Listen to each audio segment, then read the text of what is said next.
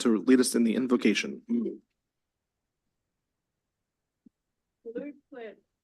I pledge allegiance to the flag of the United States of America and to the republic for which it stands, one nation, under God, indivisible, with liberty and justice for all. Everyone bow your heads. Lord, we come before you today with gratitude and humility as we gather for this council meeting.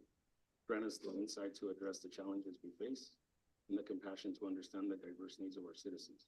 Help us work together in harmony, setting aside our differences to serve the common good. Bless our city, its leaders, and its people.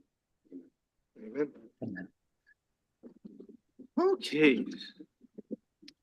Well then, I am going to look to you, City Manager, for an approval of agenda. Do we have any modifications? Yes, Mayor, I'd like to request that under management reports, item number 6, related to the renderings elevations of the aquatic center, that we pull that to the 7/16 meeting, please.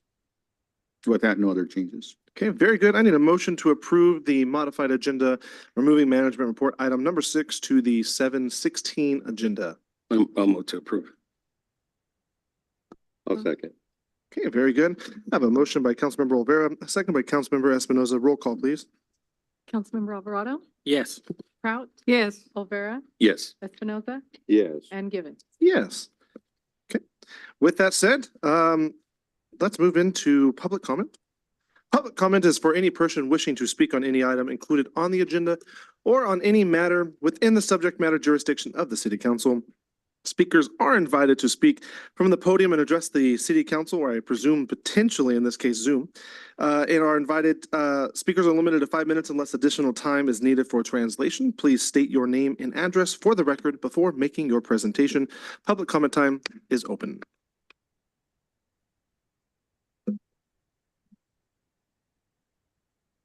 I may have been very wrong on the Zoom thing. Okay. With that said, public comment time. Wait, give me just a second. Oh, okay, wait, it's still open, still open. So I'm Adrian Monsivais with the Shafter Chamber of Commerce. Address is, I'll use the PO Box 1181 Shafter. So I am here tonight to give you guys an update on the fireworks show. So far as to date, we have $19,700 raised. So that leaves us short just about $10,300. I have done a news broadcast, which will be aired tomorrow morning on Eyewitness News at 5 and 6 in the morning. Sam with ABC 23, I did an interview with him this afternoon. He's working on trying to get me an air date on that. I've also reached out to several local publications and magazines that have listed the Shafter Chamber of Commerce fireworks show, as well as seeking donations. The Chamber of Commerce has also put in an ad in the Shafter Press. We've mailed out sponsor packets, emailed sponsor packets. The President Gabby and Vice President Angie have made follow-up calls on some of the businesses that we haven't received any response so far. Very good. Still pushing out pretty hard though.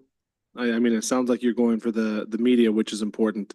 Any potential leads? I mean, you guys feel like you're going to get there? Yeah, we're about 10,300 short, and I know that we have some incoming checks that are not accounted for in my 19,000. So I'm just kind of waiting for those. At this point, I'm making calls to different offices and checking our mail on a regular basis just to kind of see what checks we get. But I'm pretty hopeful that we will reach our $30,000 goal to cover the costs. And if not, we will just dip into our reserves. Well, if any of the businesses are listening to this, or if anyone knows folks who would be willing to donate, the Shafter Chamber of Commerce is still looking for sponsorships of all sorts of levels. What are your levels of sponsorships, Adrian?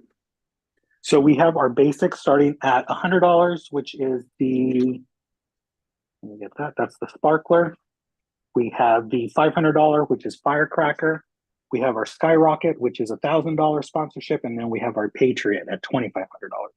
And you get the free 10x10 booth, as well as parking stalls, which if you've ever had to park at the fireworks show, that is probably worth its weight in gold, folks.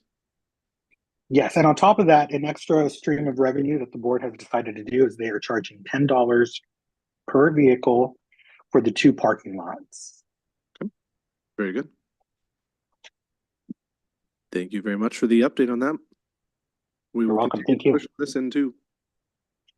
Any others?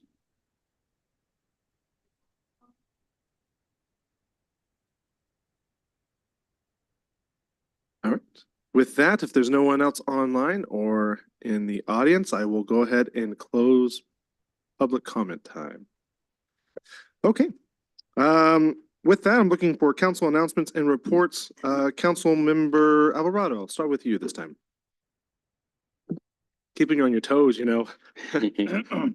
You know, I just, last meeting, I wasn't able to be here. I was out of town. We had taken some junior high kids to Washington DC and everything, thank God, everything worked out. We got there safe and came back home safe. We had the opportunity to visit Jamestown, Williamsburg, and of course, all the monuments in Washington DC and all the Capitol and the White House from the outside. But we had, it was like 5 days and the whole trip was nice. The weather was not perfect, but it was doable.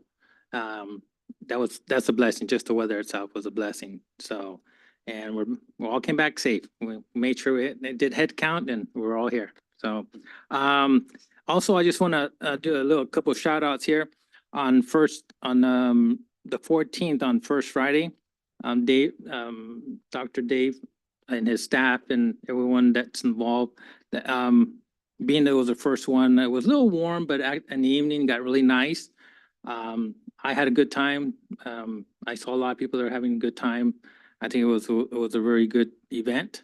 And also, Chapter Farmers Market, at their downtown as well. The following day, that was actually, to me, I've never really gone to a farmer's market because I've really not, just one of those things. But I went to this one here and it was very nice. I went in with the intent just to scope things out and I ended up walking out with 2 bags of jalapenos and tomatoes and everything else, so it was good. And the environment was good, the weather was good, music was good. It seemed like everybody was having a great time. So again, a shout out to Dave, Dr. David Fran, for and his staff and the team that was involved to make that possible. Also, it's just an invitation. Anyone who's interested and everyone's welcome. The owner of Candyland Party Supply, she's going to be having a celebration at her facility. It's here downtown on Central on the 20th on the Thursday at 6 o'clock. So everybody's welcome to come out and to visit or say a couple words or just congratulate her. It is her 7th year being in business, and I think it's a great thing. So on a different note, I just had some questions on, I know we did some street safety improvements on West Tulare.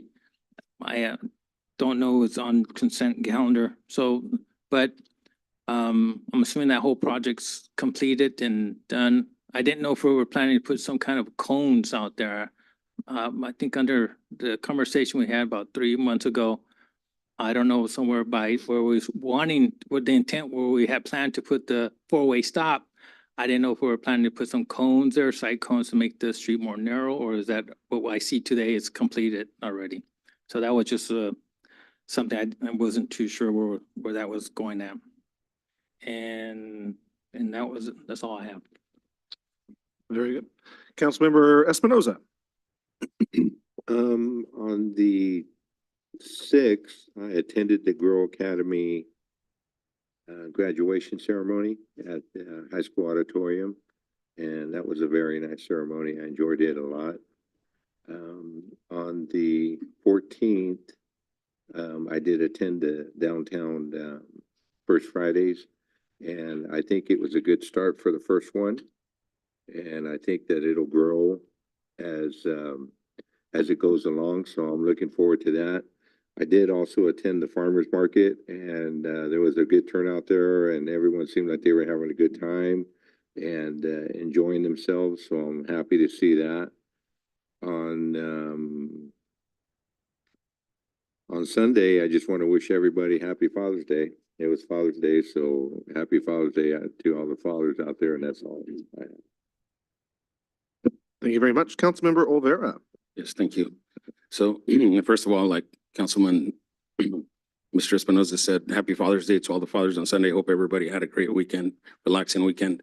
First Friday, very well attended. I got there a little later in the afternoon, but it seemed like the crowd was growing as the evening was coming on to us and stuff, and a lot of people buying food and just enjoying the kids enjoying the water games that the rec was putting on. So I thought it was very successful. Been real busy with economic development. I think last week we had meetings like every day. Sometimes we had 2 meetings per day.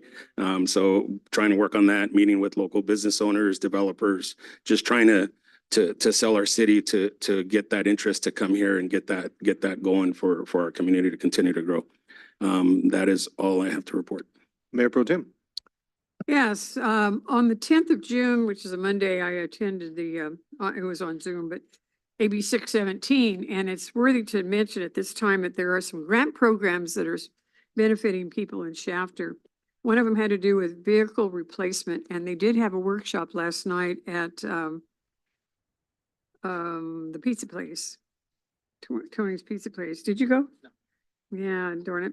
Anyway, people that qualify for that, for electric car or plug-in vehicle, has to have an older car before 2006. And there are some other qualifications that you have to, in order to apply for these funds. But also, there is a repair, which is like a tune-in or tune-up for cars, and you can get up to $850 voucher. And includes, like, if you need a smog emission checks or various things just to repair your car, up to $850. And there are no qualifications that are required for that program either. The replacement one has a $6 million amount allowed that covers just for Shafter. And then the repair is 400,000. So there's abilities and ways to help out an awful lot of people there. Then I also attended a lecture series at the library that Stan Wilson did. He's been instrumental in talking about different projects and history in Shafter. This one happened to be on the Dust Bowl. A very interesting, very well done. Showed some outstanding pictures. What happened in the Dust Bowl when the people had to leave Oklahoma because of the drought in 1937-38. And really told the story about how they had to overcome a lot of obstacles to get over here. And then when they got here, even how to deal with getting a job and settling down and what it was like to have nothing to start out. Then, of course, the first Friday or the street fair, I also attended and strolled around. It had a very light attendance. There really wasn't any reason that people shouldn't come. I only wish that they could, because there was plenty of food, there was plenty of booths, there was plenty of activities. There was everything there that anybody would need. But then when I went to the farmer's market the next day, I, like Gilbert, had never been to a farmer's market in Bakersfield. What we had here before, we just had fruits and vegetables. This one had everything. It had the music, it had the booths, and it had activities, it had food, it had everything. And maybe a lot of people knew about it. And maybe that's why they saved to come out on Saturday for that event. It was pretty exciting. They'll be having the farmer's market every Saturday downtown. It can grow, it can offer more if people want to participate and patronize the event downtown through August. That's all I have. You know, the interesting thing with the farmer's market, and you talked about the jalapenos that you bought, most of that is locally grown. Yeah. And if people are unaware of it, there is I'm going to butcher how I say this, so bear with me. But it's kind of a local community garden that is tucked right behind Sequoia. Yeah. And a lot of the families here will grow whatever it might be. In this case, you saw all the stuff that was out there. And the young lady who has been working on getting the farmer's market set up is all about grow your own and the ability to take people who are doing this in their homes or, you know, in the community garden as we hear here, and finding a way to get them established, get them signed up, get them certified through the whole process. So everything you were buying was pretty much grown by people who live here, families who live here. So it's kind of cool to see that. Big shout out to the rec. If you were at the First Friday event, That was a view of the park takeover. So Philip and his team, just a big kudos to them. It was a lot of fun. I think majority of the people were hanging out down there. Again, looking at First Fridays, we look at it from a perspective of families. And to know that most of the kids were over there is a good thing. And I don't think it was a light attendance. I think because it was so spread out, it felt light. Most of them were stuck down there, which is okay.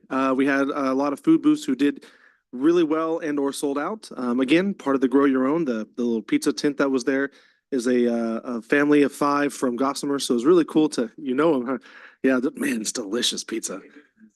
He saw the fat guy walking up and he's like, I got you, man. And so, yes, I absolutely had a lot of good pizza there. Let's say it like that. And it's great when you find those awesome stories, the homegrown stories. I love being a part of that. And so it was a really good event for the last couple of days. We have had a ton of meetings with economic development, and I think we'll have conversations even about that tonight as we progress on with some of these items. It's to say that it's not dying, right? It's growing. We have a ton of interest in the city, which is great. Now it's a matter of how do we connect those dots? How do we put A with B and create a C? And that's what we're trying to do. So if for some reason you're a landowner and you want to see what it looks like to be a commercial franchisee or how you can develop, let our team know. Economic development team would be happy to work with folks. And that's happening more and more. We're finding a lot of landowners with the 200, 300, 400 acre parcels who have quite literally walked into the city and said, here you go. How do we develop it? Which is really exciting to have that conversation with. And so we're there. Now it's just a matter of getting it to where it needs to go. So a lot has been going on. I do want one plug. We are doing a community theater, which is show nights next week, the Friday, Saturday, Sunday. You can find us on Instagram or Facebook. Yeah, we use social media quite a bit. We'll have scanner codes or whatever, the QR codes that people can scan to get tickets. It's at the Shafter High Auditorium. The show is Matilda. It features an array of kids from, I think my youngest is 8 years old. And I can't tell you what my oldest is because they would probably be upset for saying their age, but it's well over 40. So it's going to be a lot of fun. It's going to be a great 3 days, and we are trying to get the tickets out and sold and get people familiar with it. So if you're looking for something to do next weekend, we've got it. Okay. All right. With that said, let's move in to our consent calendar. This evening, we have 18 items on consent calendar. I will try to read through these briefly. Number 1 is to approve general checks. Number 2, approving payroll. Number 3, approving minutes. Number 4, accept the treasurer's report for May of 2024.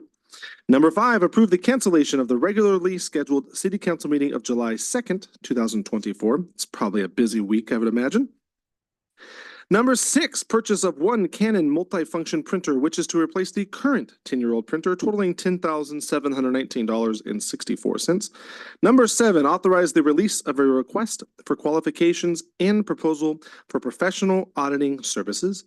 Number 8, approve a cost proposal submitted by Royal Industrial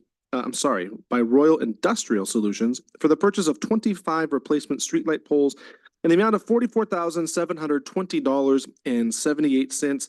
And you can find the map if you are looking for it. Poles that are absolutely needing it. Number 9, accept the bids received for the abandonment of city water well number 8 located at 390 South Valley Street, and approve the one bid submitted by Farm Pump and Irrigation Company in the amount of $25,785.96, not to exceed $30,000. Number 10, approve general plan update committees. Number 11, approve the final map for track number 7318, phase 3. Gentlemen, I think that's yours. Number 12, adopt resolution 2972, the annual levy and collection of assessments within existing city landscaping and lighting districts for fiscal year 2024-2025. Number 13, adopt resolution 2973, approving the engineer's report and declaring intention to levy and collect assessments. Number 14, adopt resolution 2974 to establish City of Shafter Community Facilities District number 0813. Number 15, approve construction plans and contract documents for the ST 00021.24 residential street improvement project. Number 16, accept the public improvements constructed for track 7318 phase 2 and authorize the reduction of performance bond securities to 25% of their original value. Number 17, approve an agreement for the completion of public improvements with KC Builders LLC for track 7318 phase 3.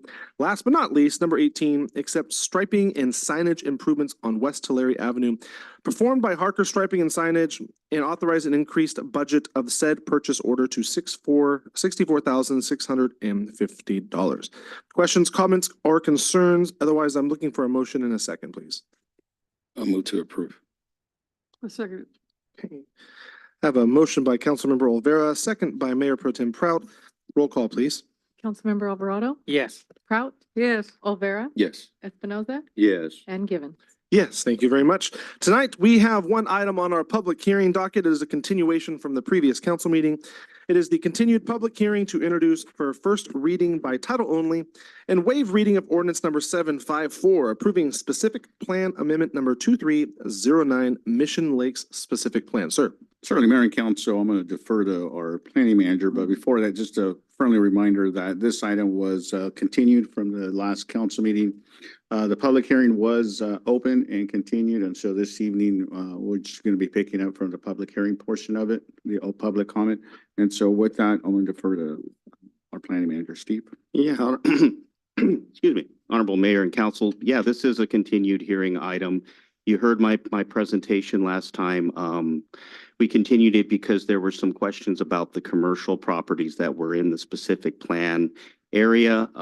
We have subsequently had a discussion with one of the property owners in the area to talk about what future commercial could occur in that area and what might be the probable timeline. With that, unless you want me to go over the project again, that concludes my presentation for this continued hearing. Okay, with that, this is still an open public hearing item. So I will hit it one more time. If you have any comments, questions, or concerns, this is a public hearing.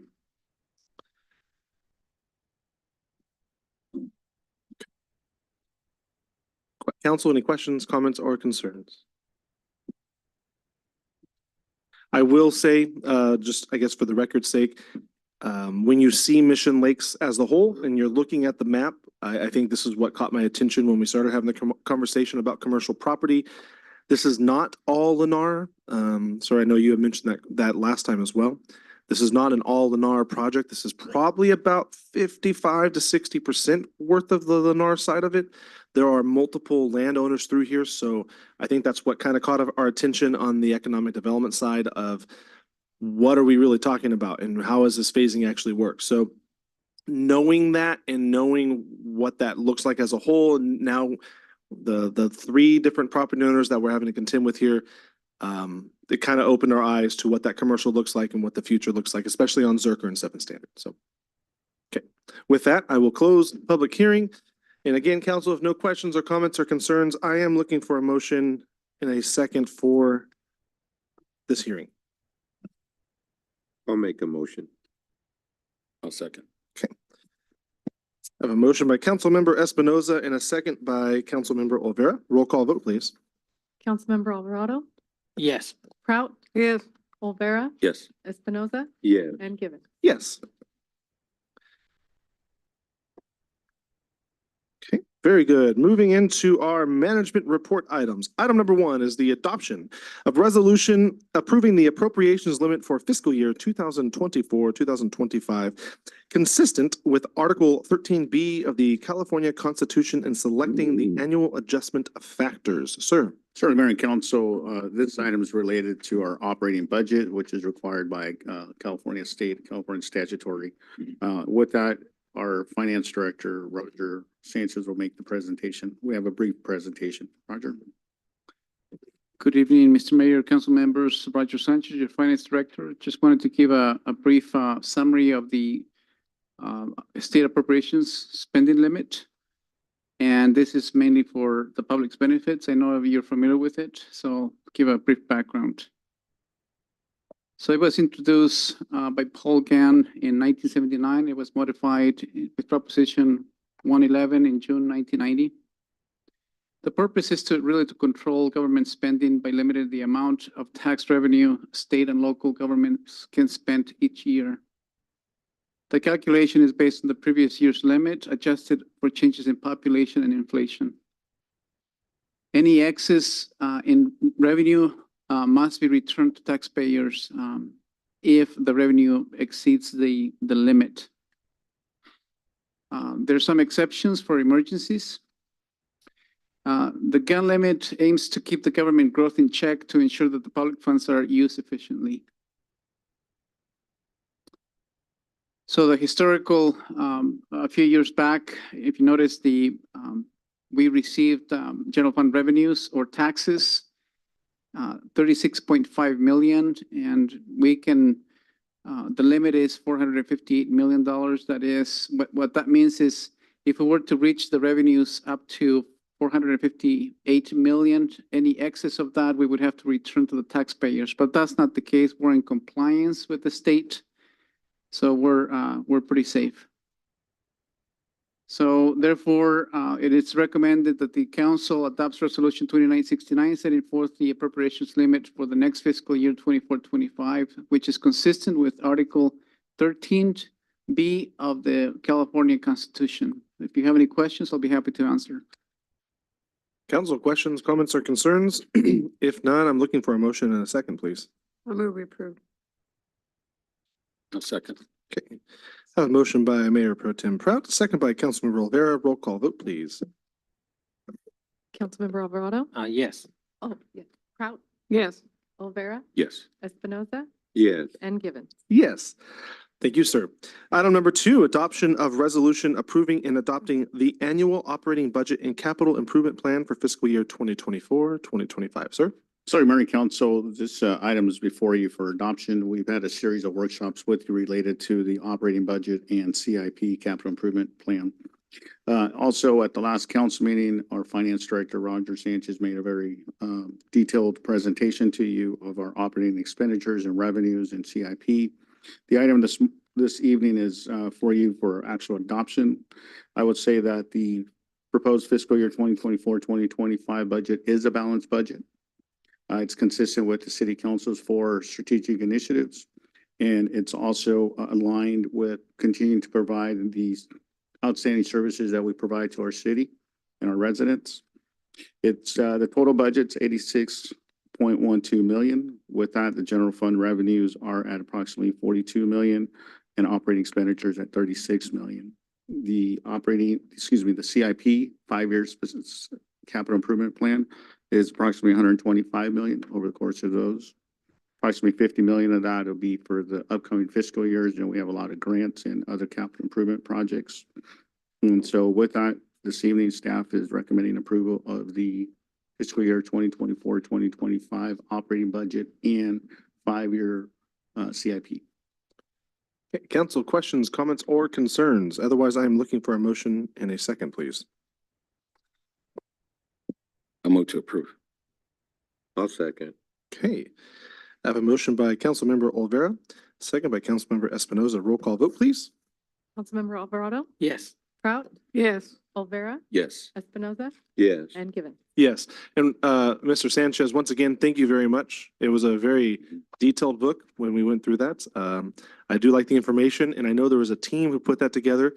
Obviously, I like the look of it and how it felt. It was nice. It was a really nicely put together book. So thank you for everything you continue to do. Okay, with that, moving on to item number 3, which is the approval of implementation action plan for the strategic plan 2024 to 2027. Sir. Sir, Mayor and Council, as you know, we have undergone the last couple of years a strategic plan workshops, and a strategic plan is only as good as the city developing an implementation action plan, which is the actual work that will be done to develop that. The 4 strategic initiatives that council is focused on is economic development, public safety, community services, housing, and infrastructure. Respectively, in economic development, we have 11 objectives to work on, 7 objectives in public safety, 8 in community services, and 4 in housing and infrastructure. This is a three-year implementation action plan from 2024 to 2027. It's a three-year plan because, all things aren't done in just 1 year. 3 year has now become a best practice timeframe for implementation action plans, just simply because of the volatility of the external factors and what we function in. So for example, in 2020, who would have thought we would have been in pandemic at the beginning of the year, right? And so as a best practice, implementation action plans tend to be between 3 and 5 years. So with that, and the budget you just adopted, the strategic plan was included as part of that. And so now we're asking council, we're recommending to council to adopt the implementation action plan 2024 through 2027. Very good. Council questions, comments, or concerns? We've beat our heads against the wall on this one for a while, so it's happy to see this come to fruition. This is a long time coming and much needed and much talked about, FYI, for commercial industries. We get a lot of feedback on this. No other questions, comments, concerns? Need a motion in a second, please. I'll motion. I'll second. Okay. I have a motion by Councilmember Espinoza, a second by Councilmember Olvera. Roll call vote, please. Councilmember Alvarado, Yes. Kraut, Yes. Olvera, Yes. Espinoza, Yes. and Gibbons. Yes. Very good. Item number 4, the adoption of urgency ordinance number 756 that establishes a 45-day moratorium temporarily prohibiting the establishment of smoke shop businesses, hookah lounges, and tobacco stores. Sir. Sir, Mayor and Council, due to a recent incident involving a local shop of this type, our planning manager, working with the city attorney's office, took the initiative to develop a urgency ordinance to place a 45-day moratorium. And so with that, I'm going to have our planning manager, Steve, make the presentation. Steve. Yes, Honorable Mayor and Council. Recently, the Shafter PD became aware of an existing tobacco retailer engaging in the sale of illegal products, including cannabis-related products. The illegal sales have since ceased, but it caused staff to review the current smoke shop, hookah lounge, and tobacco store regulations in the city. And what staff found was that the city does not have any specific regulations governing how or where such establishments may operate in the city. The purpose of this urgency ordinance is to establish a 45-day moratorium on the approval of any business licenses or permits for new operators of such establishments. This gives staff time to evaluate and study whether new regulations are appropriate and warranted. Per Government Code 65858, authorizes urgency ordinances to protect public health from threat to public health, safety, and welfare, and can be effective or shall be effective for only 45 days. During the moratorium, staff with the Shafter Police Department will study the impacts to such uses and the interplay between new state laws and craft new regulations and zoning requirements for future smoke shop, hookah lounges, and tobacco stores. And with that, I'll pass it over to our city attorney if he has anything additional to include in this presentation. Thank you. Just a few more points, and that is that the purpose of the other purpose of the moratorium is to make sure that we don't have a new business established before we get these new regulations in place. So it's going to prevent that. Under some state law, case law, we are required to process applications, but we are not required to approve them during the moratorium. Under 65858, after that 45-day period, the city can extend that for an even longer period, 10 months, 15 days. And then after that, you can still extend it for another 1 year. What we would have to do every time we extend it is the next time we have this on the agenda, it'll be through a public hearing. This is not a public hearing. We didn't provide notice because obviously it's an urgency ordinance. But the next time we conduct the extensions, they will be through public hearings with hearing notice provided in the newspaper. It requires a 4/5 vote. And one last thing I'd like to add as well is that currently there are no new business applications for uses such as this. And in fact, in my almost 3 years now, I've not processed one such application. I'm okay with that. Yeah, you knew I was going to say that. 45-day moratorium. do we have to notice, if this gets extended, we have to notice 45 days in advance? So theoretically, if we're extending it, right? No, the extensions are like extension, which requires a 10-day notice. 10-day notice. Yeah. Okay, sorry. I thought it was a Yeah. 45-day notice. This doesn't impact any current lawful businesses, though. They will continue to operate just as they have before. However, if the city ever decides to adopt new regulations, it may make that business or those businesses non-conforming businesses until they comply with the new regulations. Okay. Council questions or comments, concerns? Yeah, I do. The business that was shut down, is that temporary still, or is that permanent, or is it still going through the process? The one that the Shafter PD did their investigation on. Yeah, it was not shut down, but the illegal activities portion of what they were doing was terminated. So they're still operating now as a lawful smoke shop, but the illegal components that they were undertaking have ceased. And so we're pursuing those separately through a different code enforcement action. Thank you. Okay, no questions, comments, or concerns. If I heard correctly, this is a 4/5 majority ruling. So I need a motion and a second to continue this, please. I'll move to approve. To approve. Yes, motion and a second. I'll move to approve. I'll second. Okay, I have a motion by Councilmember Olvera, second by Mayor Pro Tem Prout. Roll call vote, please. Councilmember Alvarado, Yes. Prout, Yes. Olvera, Yes. Espinoza, Yes. and Gibbon. Yes, and that is a 5-0, which is 100% there, sir. Just letting you know. Okay, with that said, let's move into item number 5 is the approval of budget status for Shafter Aquatic Center improvements. Sir.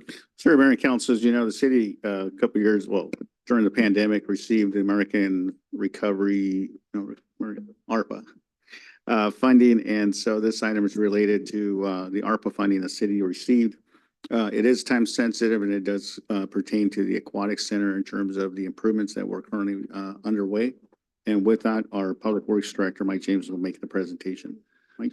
Yes, Honorable Mayor, members of the Shafter City Council, late last year, council authorized a construction project to restore the pools at the Aquatic Center.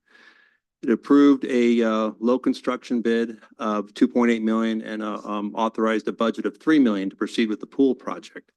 Since starting, that particular project has needed several change orders for work that was either unforeseen in the design phase or viewed as important enough to address while we had a contractor on site doing work. Some of these completed or awarded items include new pool exterior lighting, new electrical conduit and wiring underneath the pool deck, additional demolition work, and a new diving board. So combined, these change orders are valued at approximately 270,000. Looking ahead, there are future or looming work items valued at an additional 200,000 that should be addressed more sooner than later to ensure that we can reopen the facility next year. These items include mechanical room updates and upgrades, new outdoor showers, and then we've uncovered a couple of vaults underneath the previous building that need to be removed. And then once those vaults are removed, we'll have to recompact the soil there to make sure the new building is structurally sound. So the updated value of the active project, when you combine the awarded and the planned change orders, is approximately 3.3 million. The current budget of 3 million that was awarded is made up of Clean California grant funds as well as local matching funds. Not included in the budget of 3 million is the $700,000 in ARPA funding that the city manager was referring to. So this was intended to be supplemental funding, preferably focused on the new building, but now it seems like it's needed to cover the funding gap we're experiencing with the pool phase of the project. In a way, you are using this ARPA money for the building. You're just expediting the funds to address the vault and the soil compaction while the new building is being designed.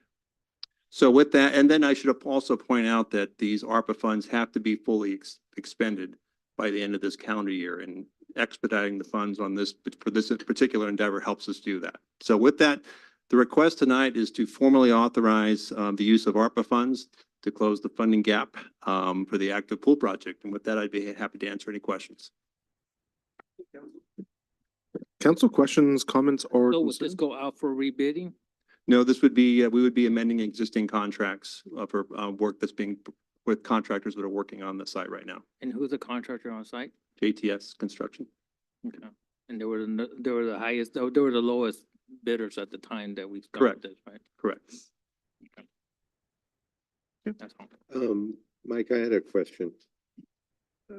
My son swam for the Stingrays, and I know that, when he was swimming, they were doing the time with stopwatches and everything, so, I mean, as to like how actually accurate everything is, I mean, do we know anything about anything that we're gonna do to set up like the timing of the events or anything like that? Is that something that's being looked at, or are we gonna go back to having stopwatches again and people behind them?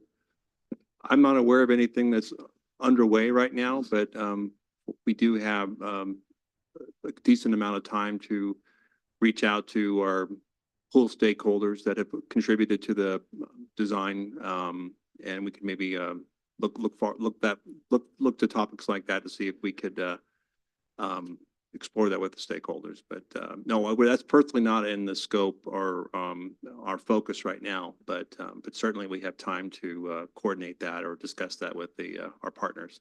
Like the electronic timing systems where they hit the wall. Yeah, I've seen some pads where they actually just hang them in there and then they're tied into the clocks, and also when they touch the wall. That's cool. It records their time.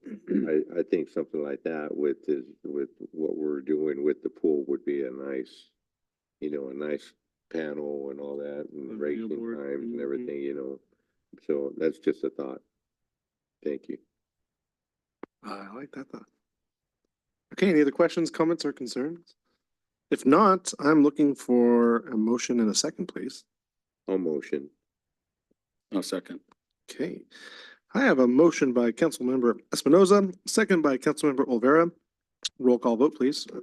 Councilmember Alvarado, Yes. Prout, Yes. Olvera, Yes. Espinoza, Yes. and Gibbon. Yes. Item number 6 is being pulled. Correct, sir? Yes, just in case council is wondering the reason, the architect has needed some more time to provide some different options on the color scheme and the exterior. And so it wasn't going to be in time for tonight. And so we're hopeful that we should get that in the next week or so and bring it back to council. Okay, with that, item number 7 is to award professional services agreement for nightly park patrols to Dark Knight Security, sir. Sorry, Mayor and Council, in the Hold on, interest- sir. Hold on. I think he has. I'm recusing myself from this item.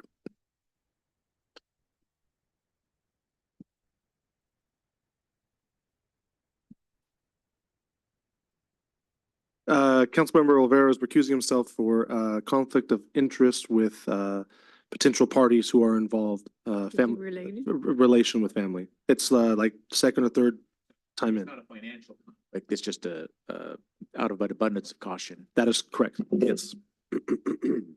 Continue, sir. So Mayor and Council, this is related to the security services at our parks, and our Public Works Director will make the report on that.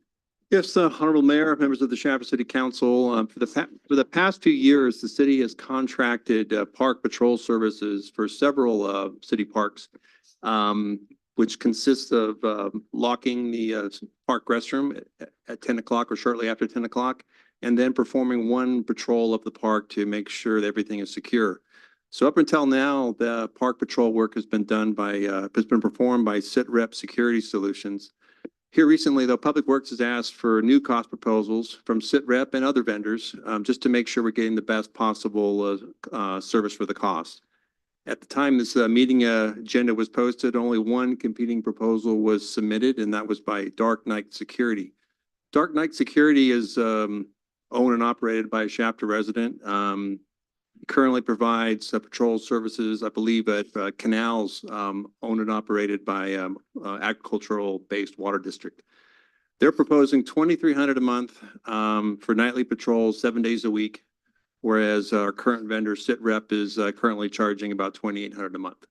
So we would have a decent cost savings going with Dark Knight, and then we would have an owner that resides in Chapter and probably has a more vested interest in performing this community service. So terminating the agreement with SitRep requires a 10-day notice. The way things are looking, if we're able to work with Dark Knight, they could start as early as July 8th. And so tonight we'll recommend terminating the existing SitRep agreement and awarding a new agreement to Dark Knight Security. Okay, with that, council questions, comments, or concerns? Okay, hearing I'll move. none, in a motion in a second, please. A second. Motion by Mayor Pro Tem Proud, a second by Councilmember Alvarado, roll call vote. Councilmember Alvarado, Yes. Prout, Yes. Espinoza, Yes. and Gibbon. Yes. Will you go grab him for me, please? Thank you.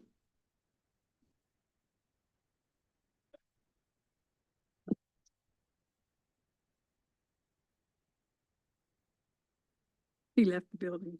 He's gone. He's gone.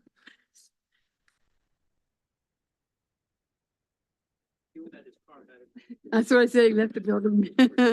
All right, yeah, a quick run, yeah. Those aren't words that have come out of my mouth before.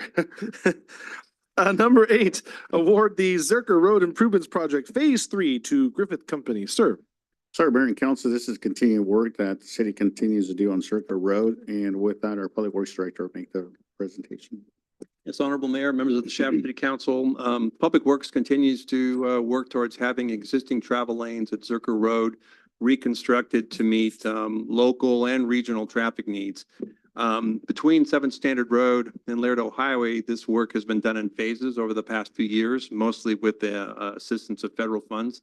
The next planned phase, Phase 3, as we're calling it, will take place between the Garlic Company and the GMC roofing facility. So that stretch of Zerker Road that kind of runs parallel to Highway 99.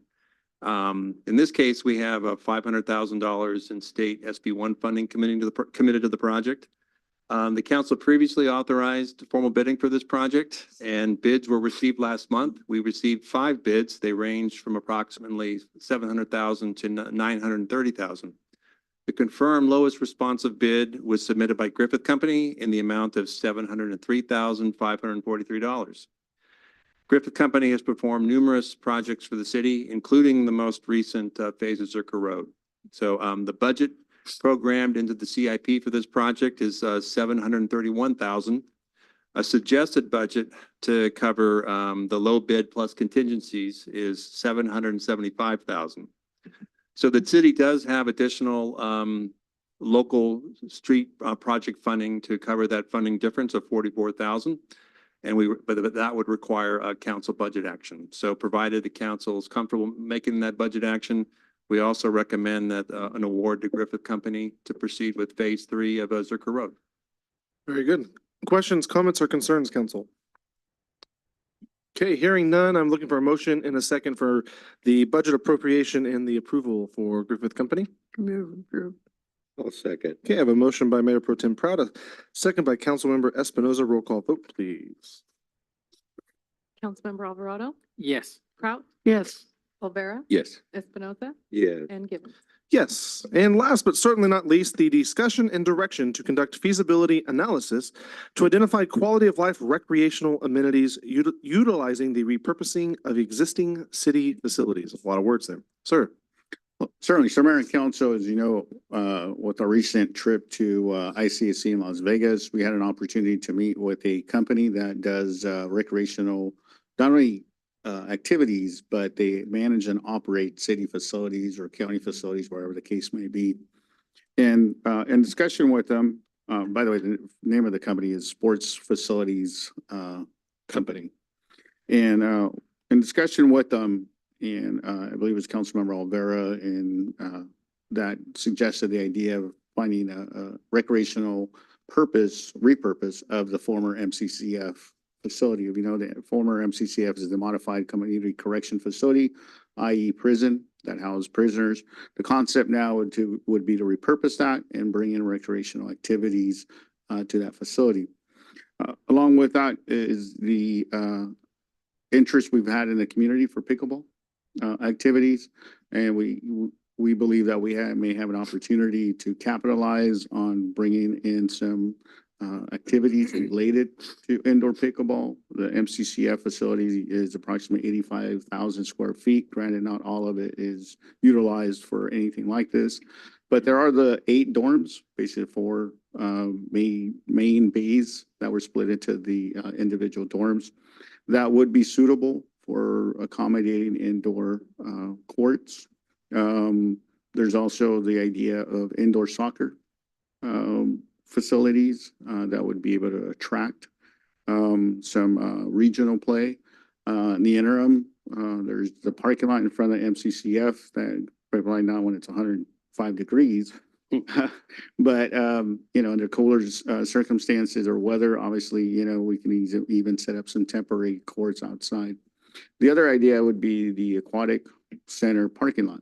It's a fairly large parking facility that we can also accommodate some outdoor pickleball courts, temporary. City of Tehachapi is an example in which they had some unused parking space at the police department, and they have now, I believe it's 2 or 3 courts that they were able to construct for their community with some outdoor pickleballs. So the idea here is to further explore those possibilities, possibly even engage with sports facilities, the firm, to assist the city with a feasibility study. One of the other things they also do is manage aquatic centers. And so there'd be an opportunity to see if they would be able to be the operator for the aquatic center once it's fully constructed. And so the concept here would be to explore the feasibility of doing some recreational amenities, activities at the MCCF, whether it's indoor, outdoors, probably outdoors more in the short term, indoor, because there might be obviously some improvements necessary to make that convert it to recreational amenities, and then also to the feasibility of doing something over at the aquatic center. So this is conceptual, but it is an agenda item. There was a consensus of the council to move forward with it. Then you can take a vote on that to direct staff to engage with the firm to conduct a feasibility study as to what it would take in terms of improvements, cost, marketing, on and so forth. So if you have any questions, we're all open to that. Council, questions, comments, or concerns? My only concern might be where the idea is great, the location is a great location. Matter of fact, Councilmember Olivera and City Manager took a tour of the CCF, and the only thing is just being that we're entering into the recreation component, to say, I would like for just to notify the recreation, Philip Jimenez as the director, just give him some heads up what we're doing and what we're trying to aim for as far as pickleball or volleyball or whatever it is, that they are aware of it, that they know about it, where they won't duplicate what we're doing, perhaps at their new facility, or which I have no communication. I don't know what their plans are, but I think just being transparent, just communicating, letting them know. That's all I ask. In fairness. So. I was kind of hoping you knew what their plans were. uh, I think it was a brilliant idea that you brought up. I love what that is. The idea of quality of life, or having the additional facilities and potentially indoor facilities that could be air conditioned. Although Dennis can't go on the court, he can't be the first one. I know he's listening to this. Yeah, he knows where all the good spots are. I really like the idea. So any other questions or comments? This doesn't have to be a permanent if the rec district ever got their gym and everything else going together. I mean, this doesn't have to be permanent. I mean, are we looking at something that's going to be a long term? Well, quite honestly, I don't know what the rec has planned. I know that their master plan, Right. that includes the Taj Mahal, 25,000, 30,000 square foot multi-purpose room and whatnot. But I don't know what their funding capacity is that they're eventually gonna Right. Those are construct. just all unknown. Yeah. But obviously, I think to Councilmember Alvarado's point would be to let them know that here's our plans. Once the Yeah. feasibility is conducted, in terms of, yeah, it's feasible or not, financially sustainable, and then you got to find an operator on it and so forth. You got to look at the market in terms of play, right? Because it's not one of those things that it's, building, they'll come. And so I think there'd be some market research into what that radius is that people would come to the facility. And then hopefully it's one of those things, but I don't, and just in previous conversations with Philip, I think they're looking at more like indoor basketball courts to have regional play and bring in tournaments and that sort of thing. So I can't imagine they would do indoor pickleball or indoor soccer, because I think the construction would be different from indoor soccer. If you've ever gone into one of these indoor soccer facilities, compared to a multi-purpose room, typically those multi-purpose rooms have actual basketball flooring. And so it wouldn't be compatible to be able to convert it to indoor soccer or even pickleball, because it'll damage the flooring, right? And so I think, but just communicating to them and letting them know. But the idea would be to do something permanent at the MCCF. Okay, I didn't understand that at all from this report. But I have no problem. I think recreation does need to be involved. They need to know what we have thinking about and see what their feelings are, or have them involved in this feasibility too. Yeah, and just for clarification, Mayor Pro Tem, proud the Mayor and Council, the item is for pursuing the feasibility, right? If the study comes back and say, you know what, it's not sustainable long-term, Right. then it would answer the question of whether it would be permanent or more short-term, right? But that's going to be driven by the market. I mean, like a lot of different sports activities, it's a trend, it's a fad. Pickleball may not be around 5 years from now. I don't know. Well, we're talking beyond pickleball here from what I'm hearing, but I guess my concern is that we needed to have something that was revenue producing in that facility, whether it's maintained the way it's built now or tear it down and have something else come in. So that's what I was really gearing towards. Okay, yeah, and the feasibility will identify, revenue generation, costs associated with that. I mean, there would be a financial pro forma component as the feasibility study. The feasibility study, typically these don't just look at the type of activities in the market, but it also looks at operational costs. It looks at, how much it would take to sustain the operation. So that's what a feasibility would also include. The financial pro forma, see the ROI or the return of investment is able to be either 100% cost recovery, but it would identify what that cost recovery is, whether it's at 100%, it would identify here's how much you would need to charge to be 100%, or this is what the market sustains, which is below the 100%, and the city would have to subsidize. But the financial pro forma of the feasibility study would analyze that and provide that information. So really, pickleball may be a fad too that's coming and going, and we've already talked about having pickleball at the park, so are we duplicating? So that's my other concern, not knowing the whole thought or gist of what we had going on here. So. In talking with developers and brokers recently, part of the meetings we had last week, I don't think we look at doing something here as a standalone revenue generator. I don't think you're going to get 100% cost recovery. In fact, I guarantee you won't. But it's the same concept as the fiber, right? The fiber line that runs through the city is a negative revenue line that we have, that we own.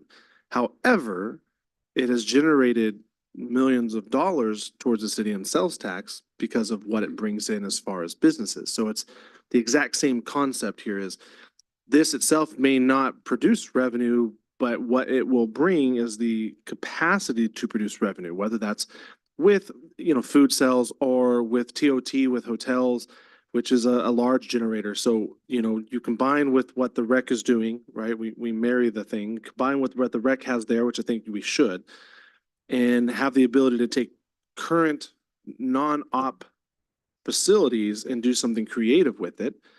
A multi-use room that can be converted if ever needed to be, but it's, we have the guts kind of built into it. Now you've created this quote unquote event space or activity space, especially for families who would be willing to take the travel, because that is happening more often than not. And you end up with, again, TOT and sales tax generation, which is just going to increase on revenue. So I think it makes a lot of sense. But feasibility study was the right way to take it. And I'm hoping they're looking at that. I hope they're not just looking at feasibility of just that, but they have to look at the idea of what else is going to come alongside of that because of that. I think because of the discussion that we're having about this, it's a good discussion. It's something we should have, continue having discussions. Almost lost my train of thought here, but I think this tells us that we need to have a better relationship with the recreation and knowing what they are planning to do. And in the past, we should have intergovernment meetings and a long time ago where we had the airport district, school district, the rec district and the city council, where all the boards were all together discussing what their plans are, their future, their goals. And so this way we're all on the same page, supporting each other, not there's long rangers, everybody's doing their own thing and nobody's communicating. We're just all doing assumptions, just guessing, assuming what they're doing. Technically, we shouldn't be guessing. We should know what they're doing. We should somehow get to them, work with them and find out what they're doing and vice versa. It's a two-way street. I get it.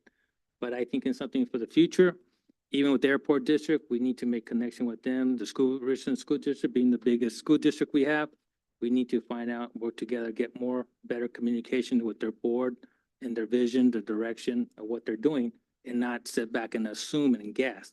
I've seen that a lot. We guess, we assume because they don't talk to us, we don't talk to them.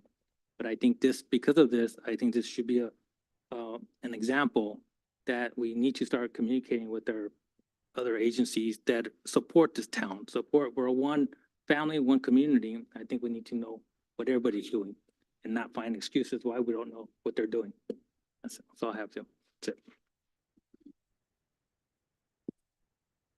Yeah, I was gonna make the comment on the feasibility study, with some other options, it's opening it up. I mean, who knows, we may have some type of investor that wants to come in and run it. And then there's other options that we may be able to look at. But I think it opens up opportunities for us to use facilities that are just sitting there, pretty much just not really producing anything and just exploring those options, just seeing what there is and what we can do. But I think a lot of good ideas are coming out of it. And I think we need to continue in that path. And if it's something that's not, it doesn't seem that's going to be fruitful for us, then we won't move on it. We'll just do, come up with some other different ways of bringing different amenities here. But I don't see any fault in doing it and just, exploring our options and moving forward with it. I don't know anything about pickleball, never played it or anything, but I mean, are people paying right now to play? Or I is understand it- that. they pay like for so much time or a game or? They do, memberships, games and hours, Okay, depending on the time. okay. Depends on the people that are involved too. It takes a while to build that up. I mean, you don't just have a big pickleball tournament without having pretty well involved community. I mean, it's not just for pickleball, guys, right? Correct. This isn't just for pickleball. The demand's there. I've got people calling, asking me about pickleball. Yeah. I understand that but this isn't just for pickleball. Correct. That's Well, what the I'm trying to feasibility get at. study Yeah, too. just to see what identify else what are we those could do. I mean, uses. batting cages in the back, Yeah. I mean, there's a kitchen, you can put a restaurant in there and sell food. Somebody can lease it out. So there's a lot of options there. It's not just one, focused on one sport. You are 100% right. It's not a one-trick pony. No. However, I will say, to part of where you were going with that, I think pickleball has grown 600% in the last year. So you take almost 6 million people participating in pickleball in 2022, and then 2023, it's 36 million people. So obviously we're not 36 million in this area, but that's a big to do with the increase. And like Councilmember Alvarado said, we're getting a lot of calls on pickleball, right? I joke I had calls. That's where we're. I joke with our business team, Dennis Fiddler, but he knows where all the good spots are. He won't tell us where they are, but he knows where they are, and he's always using them. He kind of has the inside scoop on that. Right now, people are going to the newly constructed basketball courts, and we want to put this in reference. The new basketball courts at Veterans Park are currently being used for pickleball courts. So it's nothing out of the blue. In fact, it's a high demand. I think the question becomes is what happens 5 years from now when it's no longer in demand? Well, Indoor soccer is still in demand. Batting cage is still in demand. There's so many things that you can do with the space that I think it's a smart means to say, hey, how can we utilize this better to not just serve our community, quality of life, but to serve the ability to house those sales taxes and that TOT coming in to continue that quality of life service. So anyway. I'll leave it at that and ask if there's a motion in a second to vote for this, please. I'll make the motion. We just need direction. Well, that was easy. So you just want a thumbs up? What is, It's what always is the nice to have an what is attorney the in. approximate cost even for the feasibility? So that's the next step. So the direction would be to go ahead and pursue the So you feasibility must study. have an idea what it costs. I'm sorry? 10,000, 50,000, what is it? I don't have an idea at this point. I first need to get council direction so I can circle back with a consultant and get a proposal and bring it back to council for council to approve the proposal. I see, okay. So just thumbs up. And you want a verbal thumbs up too? Looking Yeah, at the that's attorney on fine. this one. All right. Yeah, we got 5 yeses. Thank you. Okay, with that said, there are no other items on our management report for the evening. City manager comments and reports. Sir. Mayor, we sent you an email with some friendly reminders. Just one, we have a council study session tomorrow at 4:30. And then Thursday, there's the MAD luncheon for the police department, not just ours, but it's for regional law enforcement, for the officers that were very proactive in the last year with DUIs. And I believe one of our officers is being recognized for DUI activity. And so I have nothing further with that. And then in response to Councilmember Alvarado's question, I'm going to have our Public Works Director respond here. That one officer who's gonna recognize at MAD in Bakersfield on Thursday, Mhm. are we gonna recognize him here? Because not all council members are able to go to that. We luncheon. can, I'll work with Chief Mulligan, and it would be the July 16th meeting at the earliest we can do that. But yeah, we can definitely do that. Thank you. Yes, Honorable Mayor, members of the Shaft City Council, I'd like to take the opportunity to address the question that Councilmember Alvarado raised about the status of the West Tulare safety improvements. On your consent calendar tonight was acceptance of the work that was performed by Harker's striping and signage. We requested to contract out a certain striping and signage work just because Harker was in a better position to complete the work in a short period of time. It's one phase of the work. Another phase will be the purchase and installation of a pedestrian activated flashing beacon sign for the existing crosswalk near the intersection of Santa Maria. So that beacon and the hardware and the signage is on order, and as soon as it's available, our crews will install it. And then I don't know that the design had delineators, which are basically permanent traffic cones along the striped roadways. But city engineer is in attendance tonight. He and I, following this meeting, can follow up on any suggestions, any observations you have. But for now, the next phase of the project would be the installation of the pedestrian activated flashing beacon sign. And then we could also explore the purchase and installation of the delineators to further enhance advanced warning of the narrow roadway. And we can do that with our crews. So. The ultimate goal is 4-way stop. All right. Thank you. With that, nothing further, Mayor and Council. Very good. Closed session tonight. We'll be moving into closed session. We have 4 items on the docket. Item number 1, the conference with legal counsel for an existing litigation. Item number 2 is the public employee appointment for city manager. Number 3 is the conference with labor negotiators for the employee title city manager candidate. In conference with labor negotiators, number 4, which is the unrepresented employee title city manager. With that, I need a motion and a second to move into recess, please. I'll second. Motion by Councilmember Espinoza, second by Councilmember Alvarado. All those in favor with aye. Aye. Same sign opposed. Hearing none, we are in recess. 7:09.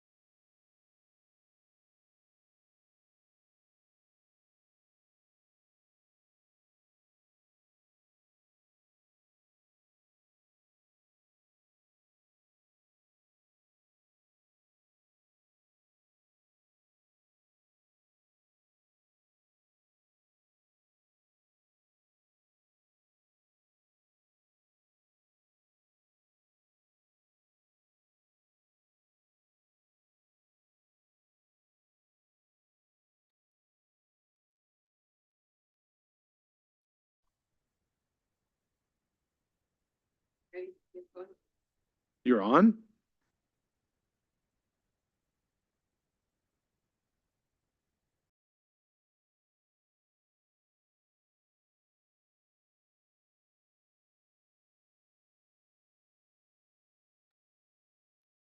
All right.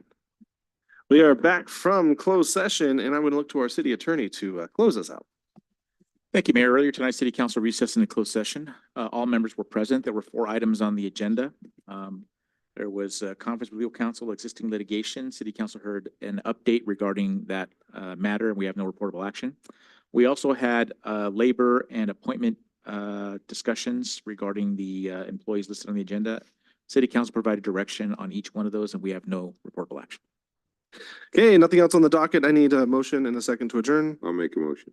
Second. Okay, I have a motion by Councilmember Espinoza, second by Councilmember Olvera. All those in favor with aye. Aye. Same sign opposed. Hearing none, we are adjourned at 8:37 PM.